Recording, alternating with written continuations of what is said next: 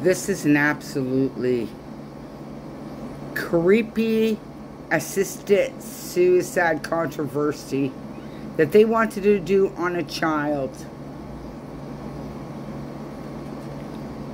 It is absolutely creepy. So this dude flew all the way to Canada to talk to the people. I'll leave a link. But I'm so upset that this happened in PEI, so you'll notice they have a little bit of an accent over there. They discussed the assisted suicide with the mother in front of the daughter. Shame on you, Canada. Oceans and continents to see if this debate is really about compassion. Is it really about freedom? About dignity? Is everything we've heard about euthanasia dead wrong?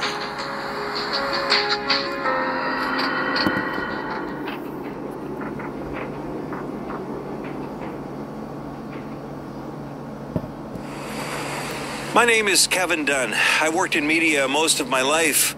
It was my father who got me hooked. He worked in television back in the early days. A few years ago, Dad was diagnosed with colon cancer. The treatments were almost as bad as the disease.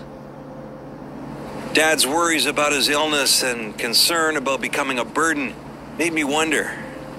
Now that assisted dying laws are legal in this country, what are they really saying to people with a terminal illness? And now that doctors have the legal right to end the life of a patient, what is this saying to the House of Medicine? And how do these laws affect society over time? It's impossible to miss the news reports about patients asking for help and dying. They're heartbreaking stories. But is there a side to this issue we haven't heard yet? Where does it end? And have we gone too far? Oh, we have. I thank you so much for bringing this to light to me. And it's absolutely horrible. It's horrifying. My 50,000-kilometer journey begins in the remote village of St. Anthony on the island of Newfoundland to meet Sheila Lewis and her daughter Candace. I saw a story about them on the news one night. It bothered me so much I wanted to talk to them myself. Hi there, how are you? I don't that one. Oh, wow, those are beautiful. Candace was born with cerebral palsy and spina bifida. Sheila says she took Candace to the hospital last year to save her life. The doctors pretty much told her to abandon hope, but Sheila wasn't about to abandon her daughter. If I had to go ahead and do what the doctors wanted me to do, I wouldn't have had her. And what was that? Well, they wanted me to do assisted suicide death on her. She got sick here. At home, we got the ambulance. When we got her to the hospital, she was having seizures. They had to give her medication, take her heart rate down. Her heart rate was quite up, very high, top of 170. This doctor that was seeing her first, and he came in and he told me that her kidney wasn't in the right spot. He told me the lower parts of her lungs had collapsed, so they admitted her. And the next day, when he came in, he talked to her, and then he took me in the hallway, and he just stood me up against the wall, and he told me about assisted suicide death was legal in Canada. And I said, well, he asked, did I know? And I said, no. And then he said... So, number one, they're pushing it, okay? People aren't coming in and want assisted suicide. They've been heavily pushing it. Honestly, if a doctor pushed it on me, I'd probably rip out his throat with my few remaining teeth, and I'd be in federal female prison.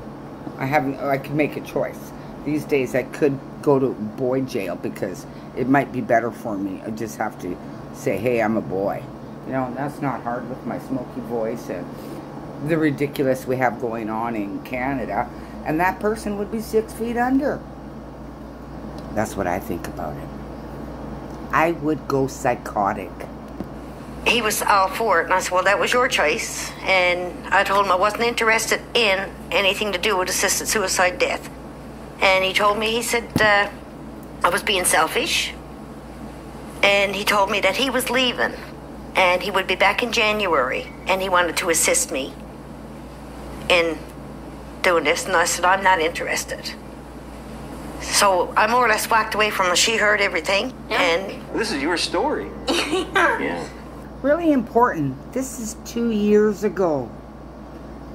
And it's so much worse now. 2 years ago. You said a couple of things on the news story. I remember they said, you know, did you want to die? And what did you say? I don't. You don't. And yet they were talking to you about dying. Yeah. Do you think that's good thing for a doctor or bad? That's traumatizing. Why? I don't know. I don't want to. Because we live in Nazi Canada. like not once Like Nazi did she ever say Ukraine. to them, I want to end my life. Not once. And this doctor that came in and next day after he told me about the assisted suicide death and stuck his face down to hers and said, do you know how sick you are? And I'm just like, and when I got his eyes contact, I went, well, I was like that to get out in the hallway, and I told him, I said, don't you ever pull something like that again. They had us come, told me that she was dying. I believed them. They were the doctors, and she was so sick, so. But I told her if she wanted to go, it was good. She could go. But she didn't. She don't come to me. Look what you did to her, you Canadian But she didn't want me to be alone. That support Don't cry. this. It's all done now. It's over. Yeah. We Look just what don't you want it did to happen to her. to anybody else. Hey, No. don't want another family to go through this. Absolutely not. 2 years ago.